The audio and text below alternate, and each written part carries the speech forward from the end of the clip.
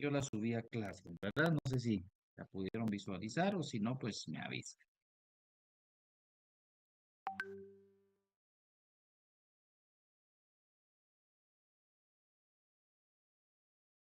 A mí sí me llegó, Lick, muchas gracias. Sí, excelente, gracias, Johan. Bueno, entonces yo creo que ya con una confirmación yo me doy por servido en cuanto Sí, a licenciado, sí llegó. Sí, Lick, sí formación. llegó. Gracias, muy amables. Bueno, iniciemos entonces. Miren, una pregunta antes de, creo que publicaron ya fechas de parciales, ¿verdad? Me equivoco, Sí, Lick, ya. Sí, ¿verdad que licenciado. sí? No sé si estoy mal, el de nosotros es el 1 de septiembre. Sí, licenciado. Sí, ¿verdad? Sí, Bueno, el primero. pero gracias, tengo entendido que se da inicio desde el 24, por lo tanto, tenemos ¿qué? 2 semanas todavía de clases, ¿no? Veamos un calendario, permítanme. Bueno, nos quedan esta y 2 clases más, o sea, hoy jueves, el próximo martes 18, jueves 20, e inician con exámenes parciales. Bueno, de ser así, ya estamos en conteo regresivo con 3 clases y el contenido que se vea hoy, próximo martes y próximo jueves, por supuesto que es objeto de evaluación del primer examen parcial. Probablemente dentro de 8 días vamos a tener un mínimo repaso por ahí para ver que ustedes hagan su medición para saber cómo se encuentran en cuanto a el contenido que se ha visto. Bueno, sin más, pasemos a la diapositiva, por favor. De igual manera me avisan si hay algún problema, como les repito, en cuanto a la conexión. Bueno, el objeto, de acuerdo con la diapositiva, lo constituye un bien, un derecho o prestación correspondiente, debe de tener posibilidad física y jurídica. Ejemplo, dice ámbito público, artículo 1 del decreto 57-92 de la Ley de Contrataciones del Estado. Dice, objeto de la ley y ámbito de aplicación. Esta ley tiene por objeto normar las compras, ventas, contrataciones, arrendamientos o cualquier otra modalidad de adquisición pública que realice, y ahí dice qué entidades y demás. Este es un ejemplo meramente para fines didácticos. Para tener un poco de puntualidad en cuanto a lo que constituye el objeto en un contrato.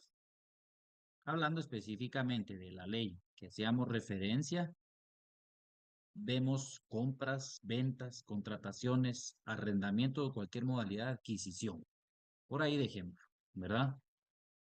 Lo que se nos ocurra, recordemos o regresemos a alguien que me diga de los más aplicados. Yo sé que aquí todos son aplicados, pero siempre hay alguien que va mucho más adelante incluso que el docente a veces. ¿Cuáles son los requisitos para que sea válido el negocio jurídico? ¿Se acuerdan? Alguien que pueda levantar la mano y me dice, yo le doy la palabra. Y eso está en el Código Civil. Gracias, José Molina. Adelante.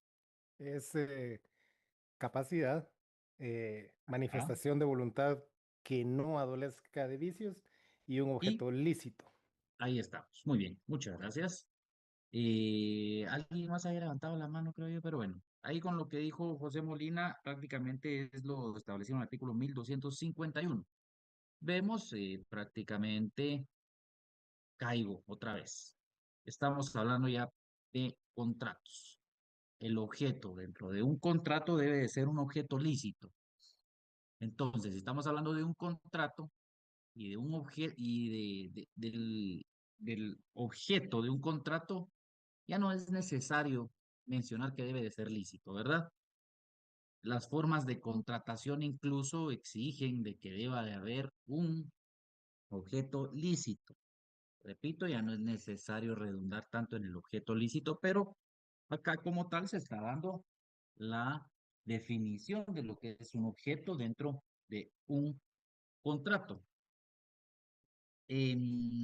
Incluso fíjense que en el texto, página 26, ya sabemos qué texto y que no hay obligación de tenerlo, dice Pancho Flores, en relación al objeto debe señalarse que está constituido por la prestación correspondiente.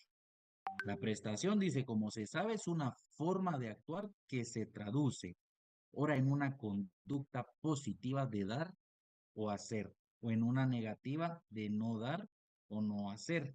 Usualmente se identifica como objeto del contrato a las cosas materiales sobre las cuales recae el efecto del derecho.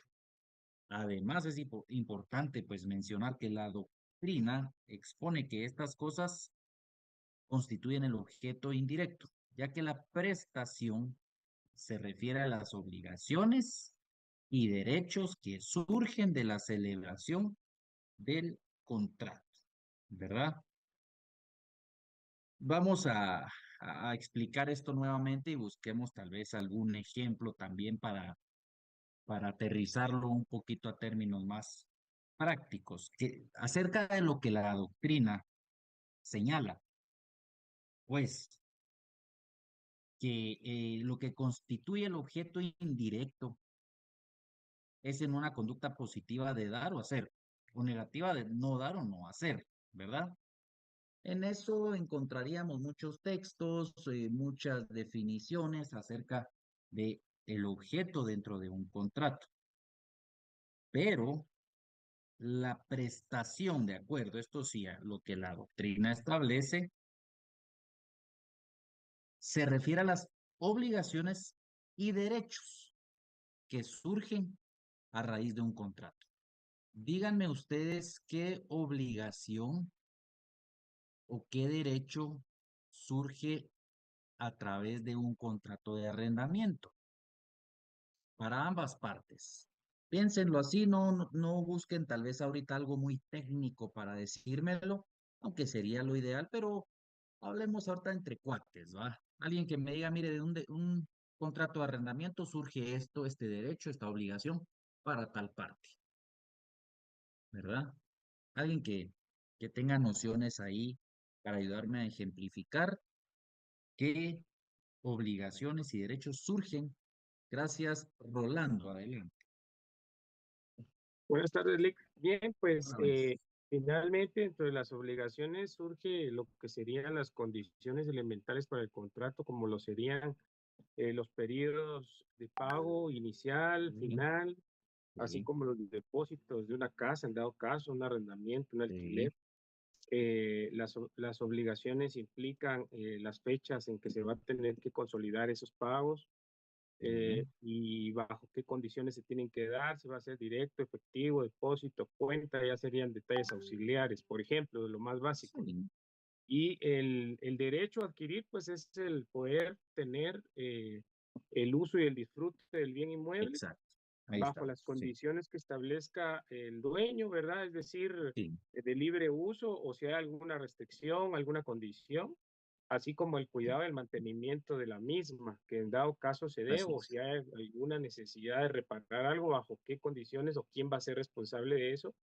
Entonces son detallitos que se van a ir especificando, pero en esencia ese sería un Excelente. contrato básico de arrendamiento, Lick. Adelante, Sí. gracias.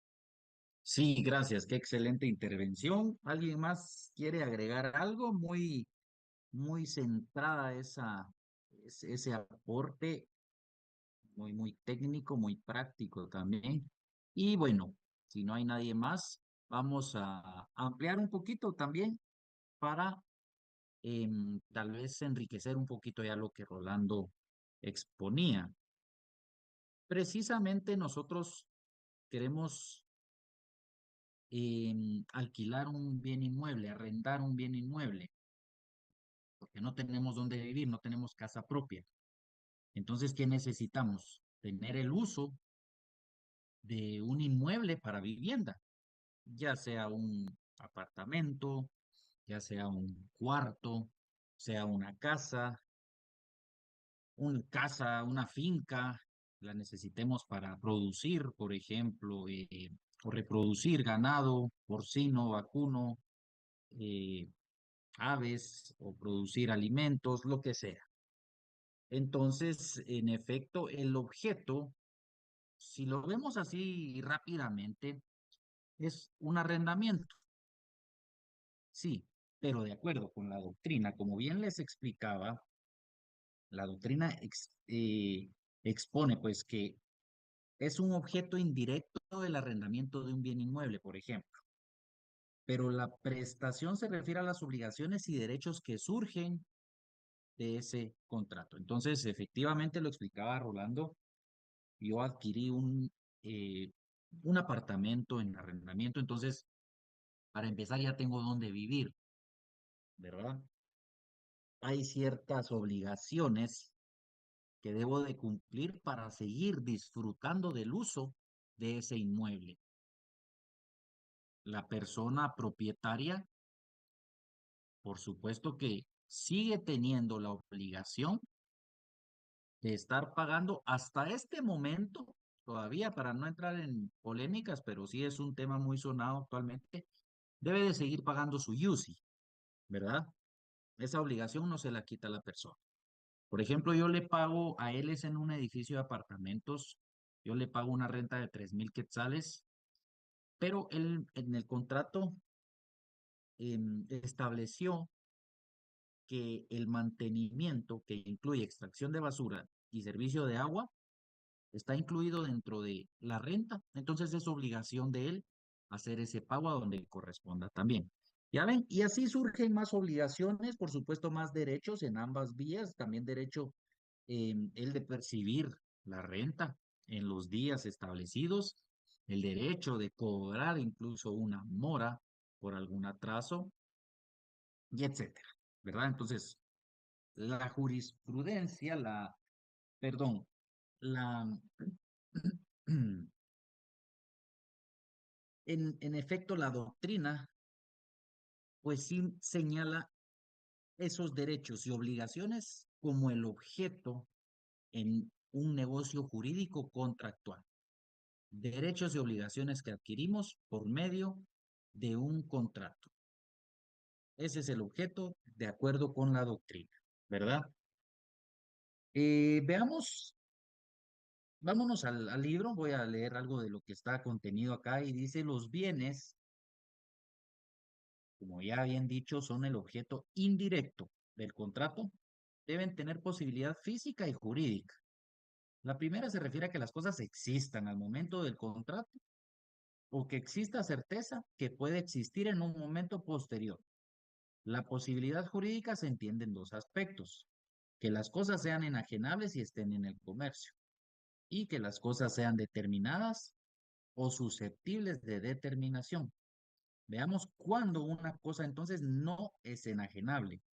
Dice Juan Francisco Flores que una cosa no es enajenable cuando por su naturaleza no puede ser reducida a señorío particular, como la atmósfera, o cuando una ley prohíbe su apropiación, como el caso de los bienes que no son susceptibles de uso común. O por ejemplo, alguien que vaya a decir allá las ruinas de Petén, el Gran Jaguar, me lo voy a apropiar, absolutamente no es posible, ¿verdad? Esa cosa no es enajenable. El oxígeno, por ejemplo, dentro de mi inmueble, no es enajenable tampoco. Yo no puedo decir voy a quitarles el oxígeno porque no me pagaron la renta, por ejemplo. Eso sí no es negociable, ¿verdad? Esas son cosas no enajenables. Y entonces regresemos. Quiero que quede claro el objeto dentro de un contrato o de un negocio jurídico contractual. Prácticamente son los derechos y obligaciones que surgen de dicho negocio jurídico, ¿verdad? No es, repito, la compraventa de algún objeto, no es el arrendamiento de un bien mueble, un bien inmueble, sino son los derechos y obligaciones como tal. En el ejemplo de un vehículo también que arrendamos, por supuesto, vamos a pagar para tener derecho de utilizar ese vehículo. ¿Para qué pagamos nosotros la empresa XY de telefonía? Para tener la posibilidad de llamar y de recibir llamadas, por supuesto, ¿verdad? Porque no me dejarán mentir. ¿A quién le llega la fecha de pago y se le olvidó pagar? Y amanece, sale de su casa, ya no tiene wifi, ya no tiene redes, ya no puede sacar llamadas. Yo creo que ya las llamadas por cobrar ni existen también, no sé, pero se queda incomunicado. Bueno, el otro caso, veámoslo desde el consumidor. Tenemos mala señal, claro, tenemos derecho de hacer el reclamo. Que le pongan atención esas grandes empresas a uno y le digan, sí, no tenga pena, y le voy a devolver 20 quetzales de ese día que no tuvo redes, eso jamás lo van a hacer. Pero por ahí podríamos demandar nosotros ese derecho que tenemos, esa obligación que tienen ellos de prestarme el servicio, ¿verdad? Eso no es negociable. Ese es el objeto entonces dentro de un contrato. No es el bien que se adquiere en arrendamiento, no es una prestación de un servicio, sino son los derechos y obligaciones que surgen a través de ese contrato. Leamos entonces nuevamente esta diapositiva. Dice que el objeto lo constituye un bien, derecho o prestación correspondiente. Debe de tener posibilidad física y jurídica, ¿verdad? Bueno, tengan ahí presente ya la diferenciación que realizamos acerca de los derechos y obligaciones que adquirimos a través de tales. Sí, Rolando, adelante. Sí, entonces podríamos decir, ¿verdad? Por cualquier cosa, en una respuesta concreta, que el objeto indirecto lo constituyen los derechos y obligaciones de un contrato. Así sería la respuesta, ¿verdad, Lick? ¿Estamos de acuerdo? Es el objeto, según con la doctrina, pues, el objeto indirecto son lo que mencionabas, es el bien, por ejemplo. El objeto específicamente son los derechos y obligaciones que adquirimos, ¿verdad? Ese es el objeto. Los Oh, ya. derechos y obligaciones que adquirimos por medio de un contrato. Porque si bien, no me dejarán mentir, ustedes compran lo que sea, a menos que sean alimentos, ¿verdad? En clases de bienes, en Derecho Civil 2 ya pudieron ver las clases de bienes que existen por ahí, pero compramos alimentos, sabemos que lógicamente los vamos a consumir y se acabaron, ¿verdad? O sea, no vamos a comprar alimentos para revendérselos a alguien, alimentos preparados, por ejemplo, un Big Mac no lo vamos a comprar y se lo vamos a revender a alguien, no, porque el día de mañana ya no tiene la misma calidad del producto. Bueno, pero si son 2 costales de papas los que queremos comprar para revenderlos, entonces hay obligación, por ejemplo, de la persona a la que le compré, podría ser, vayámonos al comercio formal, de emitirme una factura.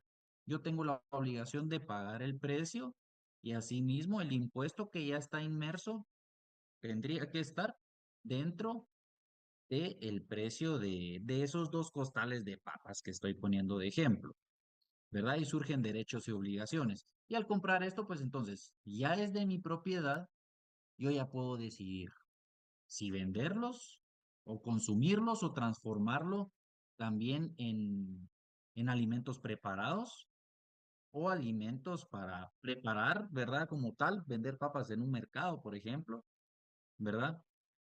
Entonces, veamos otro ejemplo que podría ser, compramos un aparato celular en una empresa de telefonía. Para empezar, nos van a decir, bueno, lo va a comprar, se lo incluimos en el plan. El plan que usted va a pagar por 18 meses. Ahí, lógicamente, perdón, ya tienen incluido el precio de ese aparato celular. Entonces, por supuesto, si ustedes ya no pagan, seguramente, permítanme, voy a aceptar más personas. Si ustedes ya no pagaran, lo primero que van a hacer es cortarles la línea.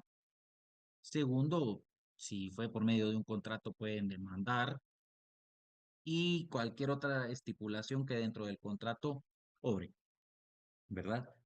La obligación ahí de la empresa de telefonía es, bueno, ya les entregó el teléfono nuevo, si hay algún desperfecto se los pueden cambiar, deben de prestarles a ustedes el servicio de telefonía por lo menos esos 18 meses que ustedes van a estar pagando, con la obligación que ustedes tienen de pagar mes con mes en la fecha estipulada, ¿verdad? Veamos que entonces no es solo ese celular que yo adquirí, sino es la obligación que tengo de ahora en adelante de cancelar por tiempo determinado las cuotas que estableció la empresa que me está vendiendo el aparato y además el costo de la línea para poder hacer uso de ese aparato celular, ¿verdad?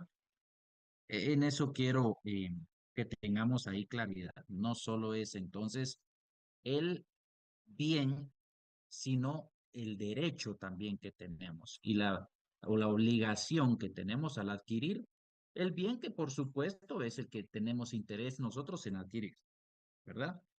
José Molina, adelante. Sí, yo como lo había entendido era, digamos, un contrato de compraventa. Sí, Entonces, el bien, o sea, la casa que yo estoy vendiendo, ese es el objeto indirecto, porque el objeto directo del contrato es el yo dar la casa y el otro pagarme, pero es una exactamente. conducta. Entonces, yo le Ajá, doy la por casa, ahí. él me paga. Y Exacto, subsecuentemente el indirecto va a ser la propiedad misma, ¿va? La casa misma. exactamente. Ahí estamos. Yo creo que ahí está un poquito más claro ese ejemplo, ¿verdad? Por supuesto. ¿Qué obligación tiene la persona que me va a comprar la casa? Pagarme. Pagarme para que yo le entregue la casa. ¿Y qué obligación tengo yo? Entregarle la casa, entregarle el bien inmueble sin ningún, pues de acuerdo a lo pactado. Si tuviera alguna anotación, algún gravamen, pues tiene que saberlo el comprador. Y si no, o si se acordó que al momento de que él me cancelara el 100%, yo iba a cancelar cualquier inscripción que tuviera o anotación de algún gravamen, hipoteca o lo que sea que pese sobre el inmueble, ¿verdad? Entonces, se adquieren derechos y obligaciones por medio de lo que físicamente vamos a adquirir o vamos a vender, ¿verdad? ¿Estamos claros? Sí, sí, sí comprendemos más por medio de los ejemplos. Sí, licenciado, Ya gracias. sé, Alex, sí. Gracias. Porque entonces, si quieren ustedes por ahí anoten de que esa prestación a la que hace referencia la diapositiva, esa prestación se refiere a las obligaciones y derechos que surgen de la celebración del contrato, perdón. E- Esa prestación se refiere a las obligaciones y derechos que surgen de la celebración del contrato.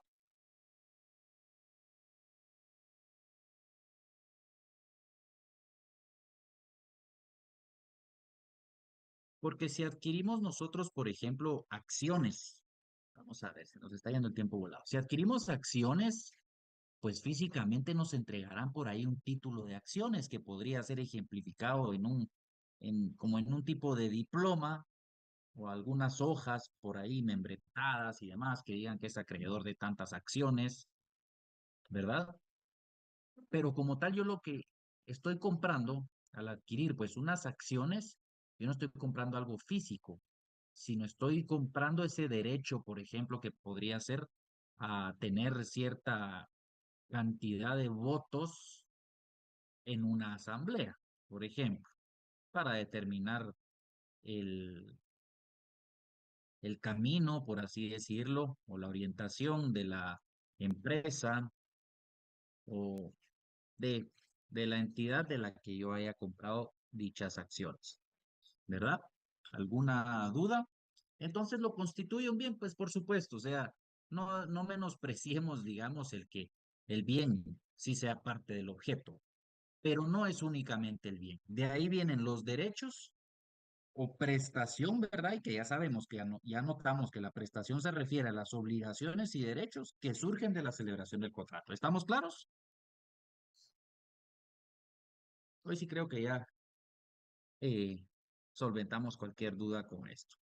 Bueno, si no hay más dudas, vamos a pasar a la siguiente diapositiva. Y dice la causa. El consentimiento es causa del contrato, de acuerdo con el artículo 1518. Veamos, el artículo 1518 establece Si quieren les doy tiempo ahí. Vamos al artículo 1518. Este establece, los contratos se perfeccionan por el simple consentimiento de las partes, excepto cuando la ley establece determinada formalidad como requisito esencial para su validez. ¿Ya vieron?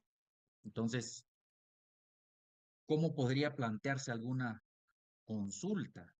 Alguna duda, perdón, sí, alguna consulta que les hiciera alguien a ustedes, pero alguna interrogante en un examen, por ejemplo, es cómo se perfeccionan los contratos.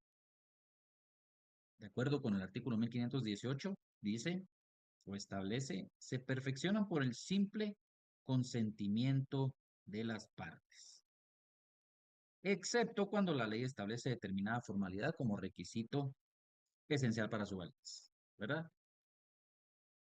Sigamos viendo la diapositiva. En los contratos bilaterales, la causa se sitúa en las prestaciones recíprocas que deben concretar las partes. Condición resolutoria.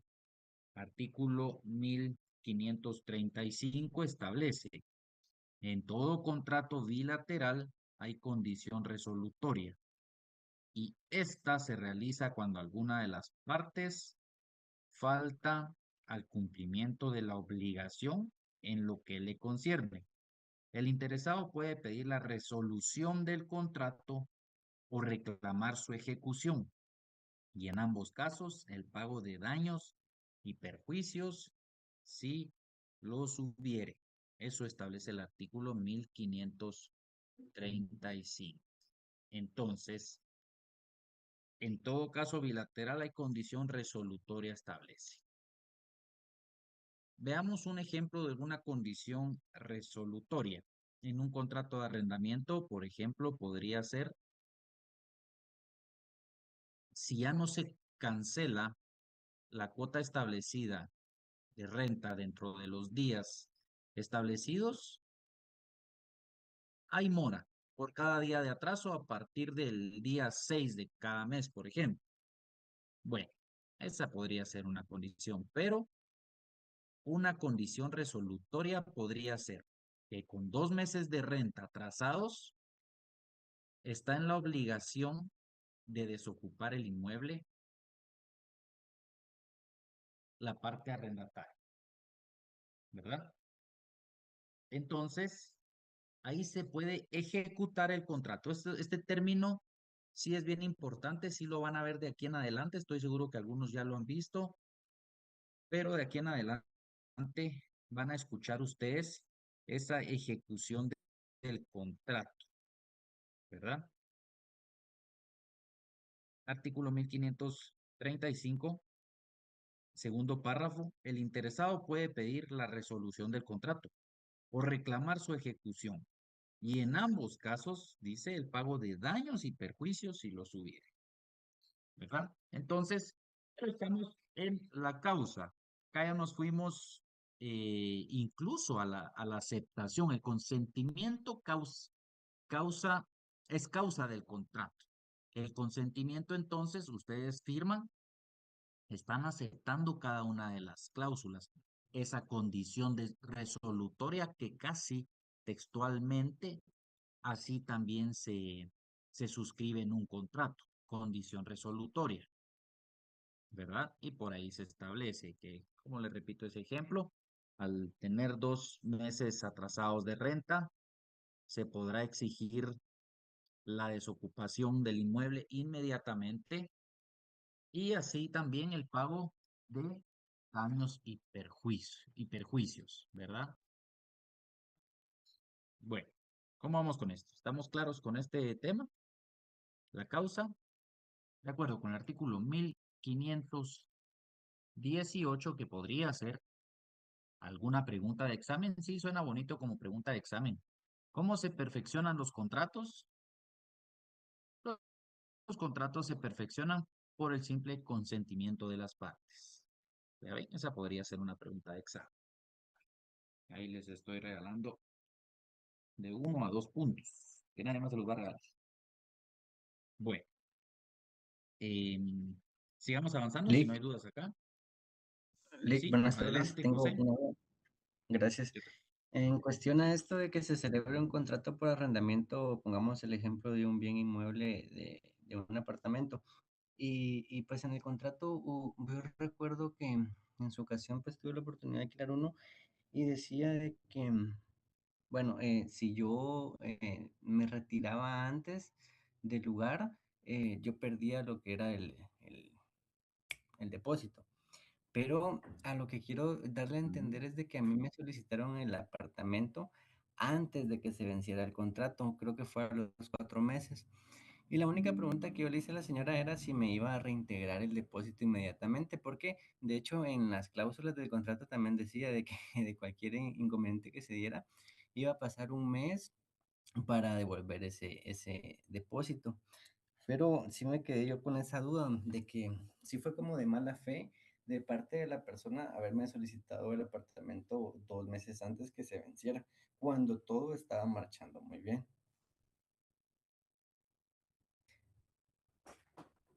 Mm, Bueno,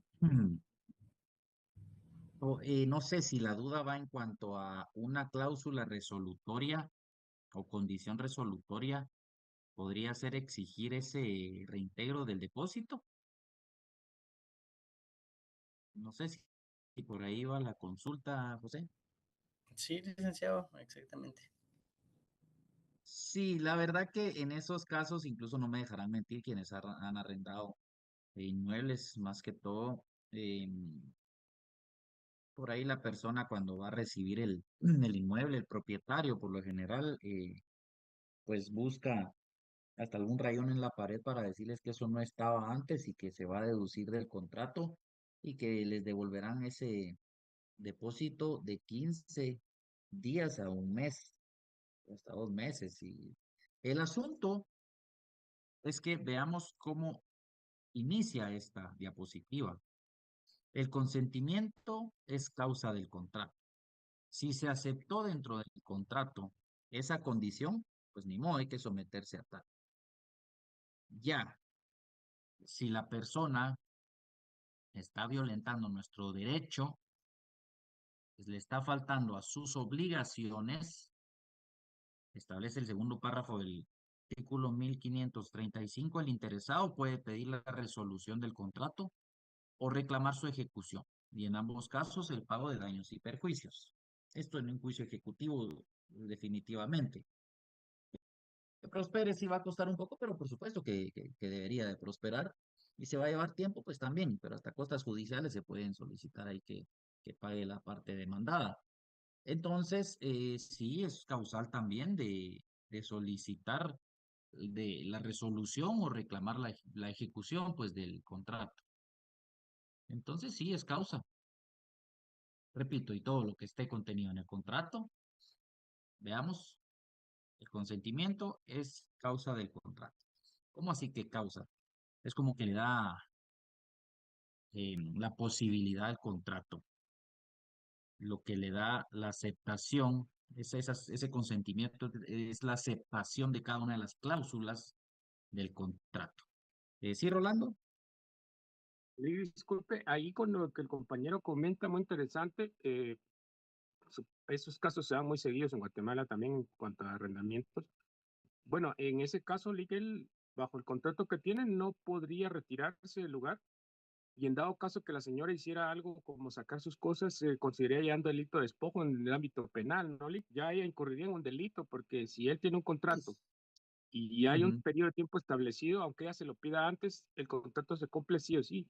O sea que lo que debería hacer la persona es no retirarse hasta que se cumpla el contrato. No sé Exacto. si estoy equivocado, licenciado. Sí, sí, es que existe esa probabilidad también, como bien lo decías, ese ya es un ámbito penal también. Pero, bueno, regresemos. En los contratos por lo general de arrendamiento establecen de que el arrendante puede solicitar el inmueble o la desocupación del inmueble con por lo menos 2 meses de anticipación a la fecha que solicitará, pues, em, para lo cual debería de mediar por escrito dicha solicitud. El problema es de que, les repito, uno a veces por la emoción de que, ya voy a tener, por ejemplo, este apartamento, qué bonito, ya me voy a poder trasladar, firmemos, dejamos o hacemos de menos esas cláusulas. Y el problema que comentaba el compañero, efectivamente es bueno, está basada en el contrato, la decisión que está tomando el dueño del inmueble, por ejemplo, y si por ahí se encuentra que sí, casualmente sí está establecido, él me avisó, ni siquiera me preguntó si podía, no, me avisó y así está establecido en el contrato, reincido yo, el consentimiento es causa del contrato. O sea, dijimos sí ambas partes, firmamos el contrato, él me solicitó 2 meses antes que me marchara del inmueble, yo dije, yo me voy a hacer el loco y no, y a esos 2 meses no nos hemos salido, la parte afectada, artículo 1535, puede pedir la resolución del contrato. Bueno, no han llegado los 2 meses, solo ha pasado un mes y le dice a la persona, mire, por favor, retírese. Bueno, nosotros podemos eh, invocar, digamos, ese derecho que adquirimos al firmar el contrato de decir, bueno, entre nosotros dos el contrato es ley y hay que cumplirlo. Y acá dice 2 meses, usted me solicitó en tal fecha por escrito, como acá obra en el contrato y en la solicitud que me hizo para retirarme, así que yo me puedo retirar en tal fecha. Ya si hablado, dicen, bueno, sí, quedemos en esto, que en lo otro, pues eso ya es ajeno a la reclamación de la ejecución de un contrato, por ejemplo. Por eso dije, no quiero confundirlos, pero entre las partes el contrato es ley, ¿verdad? Entonces hay que invocar el contrato para ir a demandar la ejecución del mismo o la condición resolutoria. Para no irse a otros ámbitos, sí, como podría ser penal, pero hay que observar muchos aspectos ahí. Para empezar, van a decir, bueno, ¿quién es el propietario del inmueble? Fulano de tal. Bueno, usted no es. Entonces eso vaya a verlo por la vía civil. Ahí, en todo caso, daños y perjuicios pueden existir, pero causa distinta sería, mire, me sacó mis cosas y yo llegué y ya no encontré nada. Ahí sí podría existir hurto, por ejemplo. Ya no supe nada, no me dio razón de mis cosas. Ese ya es otro tipo y es un tipo penal, ¿verdad? Que podría denunciarse. Pero nos fuimos bastante altos, la verdad, con los ejemplos, pero creo yo que son necesarios y nos van ejemplificando de la manera que pretendo yo para que lo comprendamos. ¿Tienen alguna otra duda? Aquí tenemos que tener claro qué es lo que causa o qué es lo que hace nacer al contrato, cualquier tipo de contrato, lógicamente con un fin legal, ¿verdad? Con un objeto lícito, el consentimiento, ¿verdad? Si no hay consentimiento, entonces no hay causa del contrato, o sea, no nace el contrato, no cobra vigencia. ¿Sí, José? Sí, gracias, Lick, por la palabra nuevamente. Muy bien, entonces entendemos de que el consentimiento es causa del contrato. El querer aceptar, por ejemplo, vamos a irnos ahora a un contrato de compraventa y identifiquemos pues el objeto indirecto, que en esta ocasión pues sería un vehículo. Entonces, luego nos vamos a donde dicen en los contratos bilaterales, la causa se sitúa en las prestaciones. ¿Qué es la prestación? Es el dar o no dar, el hacer o no hacer. Entonces, yo voy a tener la obligación de darle el vehículo a la persona que me lo va a comprar y dentro de esas cláusulas vamos a especificar expresamente, recapitulando un poco de todo lo que usted nos ha dado, en el contrato, la manifestación pues de nuestra voluntad, en donde vamos a decir, bueno, yo quiero que el carro se pague, por ejemplo, 1.000 quetzales a la semana. Entonces la persona acepta y luego entran las condiciones, en donde si la persona no o sea, se atrasa más de 2 semanas, por ejemplo, se le retira el vehículo. Ahí es en donde entra entonces la condición resolutoria, como para poder Es. ir identificando ese Ajá. contrato. No sé si estoy bien en esa línea, Lick. Sí, exactamente. Por eso incluso en ese orden de ideas es que se ha ido, se desglosa la diapositiva que definitivamente el objeto del contrato pues se va a definir antes incluso de dar nuestro consentimiento, ¿verdad? Entonces sí, ahí vamos, ahí vamos. Creo que vamos bien.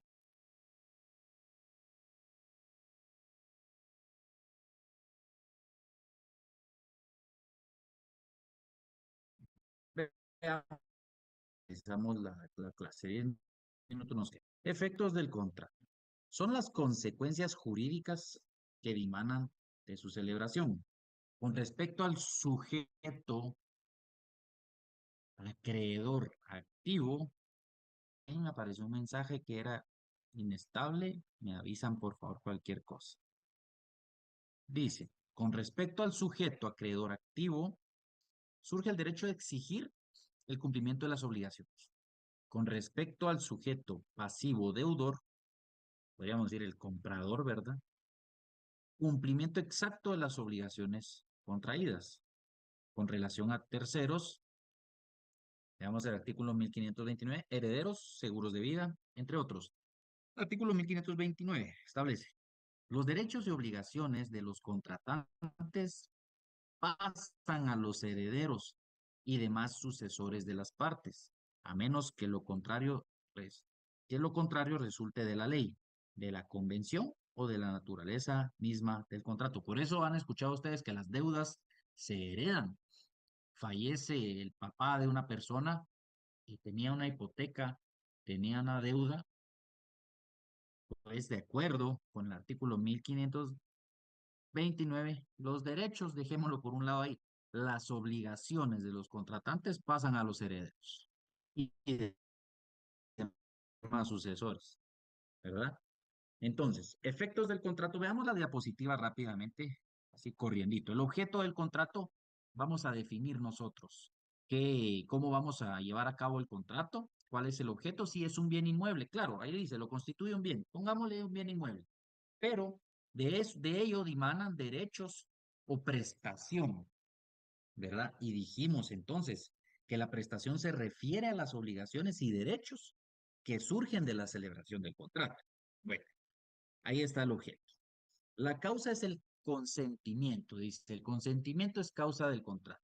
Entonces, esa causa o ese consentimiento es, bueno, ya suscribimos el contrato, firmamos a ambas partes como sujeto acreedor activo, digamos vendedor, el sujeto pasivo deudor, el comprador, y acá, veámoslo así, de alguna manera, podría ser una cláusula resolutoria o condición resolutoria esta con relación a terceros, ¿verdad? Entonces, los efectos del contrato son consecuencias jurídicas que dimanan de su celebración. Y aquí está con respecto a cada uno de los sujetos dentro de dicho contrato, cuáles son las consecuencias jurídicas. Por eso les digo, de esta manera está desglosada la diapositiva: objeto, causa y efectos. Ahí se perfeccionó el contrato, se ejecutó el contrato o se celebró, se llevó a cabo el negocio jurídico en la forma esperada y pues prácticamente el contrato queda como un antecedente, podemos decirlo, de la manera en la que adquirimos el inmueble o la manera para el sujeto acreedor activo de cómo se agenció de 1 millón de quetzales, por ejemplo. Porque alguien quiere depositar 1 millón de quetzales a un banco, ya mero falta que pongan las alarmas y llamen a la PNC antes de que usted pueda siquiera decir de dónde viene el dinero, ¿verdad? O sea, bueno, pues ley contra el lavado de dinero y cuestiones, ¿verdad? Definitivamente. Pero vamos a ver cómo vamos de tiempo. Ya prácticamente 5 minutos nos quedan. ¿Alguien tiene alguna duda? Si no, vamos a tratar, como le repito, dentro de 8 días, hacer un breve repaso de lo que hayamos visto. Si no hay dudas, dejamos entonces por acá, no hay dudas, creo yo. Dejaríamos por acá entonces la clase de este día, siempre agradeciéndoles su puntualidad y su atención, su fineza. Hoy nos vemos el día martes siempre. Disculpe. ¿Sí, José? Gracias, perdone. Fíjese que a mí sí me genera un poquito de duda ese tema de la relación a terceros, lo que usted acaba de explicar, porque es que fíjese que yo sí tengo un vecino de que él tenía como que el papá hipotecada la casa y al final el señor se murió, pero el hijo heredó la deuda, pero ahí él no firmó nada, o sea, eso ya va de cajón por el artículo Sí, que menciona el Código Civil. por supuesto. Esto es, o sea, se hereda, definitivamente ahí no hay pierde, pero si es hipoteca es raro que, bueno, no todos, a ver hace cuánto adquirió ese compromiso, esa obligación, pero en hipotecas muchas veces sí hay seguros de vida, ¿verdad? Entonces, por ahí habría que ver, habría que buscar qué fue